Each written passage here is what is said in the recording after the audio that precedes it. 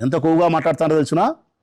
ఆమె మాట్లాడుతుంది రేణుకా చౌదరి. పెట్టరా పేరు అమరావతి, లేకపోతే పిలవరా పేరు కమరావతి. ఎంత అహంకారం! నెత్తికొచ్చింది పొగురు, కళ్ళకు పొరలు గమ్మినాయి మీకు. కమ్ములదే అది, ఒక కులానికి సంబంధించింది ఆ రాజధాని. ఇంతటి అహంకారానికి కారణం, మీరు ఎన్ని అబద్ధాలు చెప్పినా కానీ జరుగుతుందనే దానికి కారణం నాకు తెలిసినంత వరకు 2-3 అంశాలు. ఒకటి, ప్రజలు ఏమి పీకలేరు మమ్మల్ని. మా దగ్గర 2-3 బ్రహ్మాస్త్రాలు ఉన్నాయి. మొదటి బ్రహ్మాస్త్రం, మేము 3 పార్టీలు కలిసి ఉంటే మా ఇంటికి ఏం పీకలేరు. ఇది వాళ్ళు.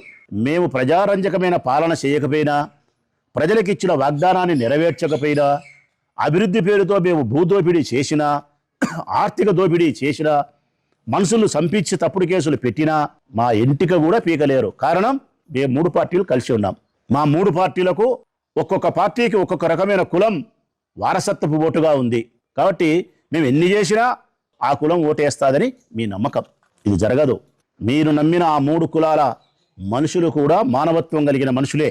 వాళ్ళకు కూడా విచక్షణ జ్ఞానం ఉంది, వివేకం ఉంది, ప్రజాస్వామ్యం పట్ల గౌరవం ఉంది, ధర్మం న్యాయం పట్ల వాళ్ళకు గౌరవం ఉంది. టైం వచ్చినప్పుడు తాడు కూడా పామై గరుస్తుంది.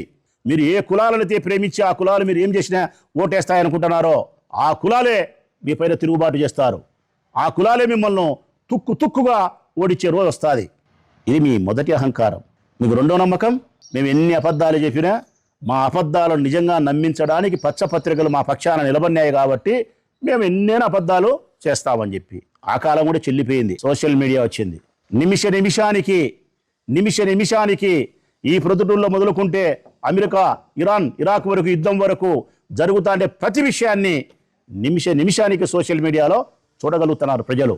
కాబట్టి మీ పప్పులు ఉడకవు పచ్చ మీడియా, మీ పప్పులు ఉడకవు నారా చంద్రబాబు నాయుడు గారు. ఇక అబద్ధాలతో రాజ్యం వెళ్తాం, అబద్ధాలతో రాజ్యాన్ని నిర్మించగలుగుతాం, అబద్ధాల పునాదుల మీదనే మా కోటలు నిర్మితమవుతాయనుకుంటే కుదరదు. సోషల్ మీడియా ఉంది కాబట్టి.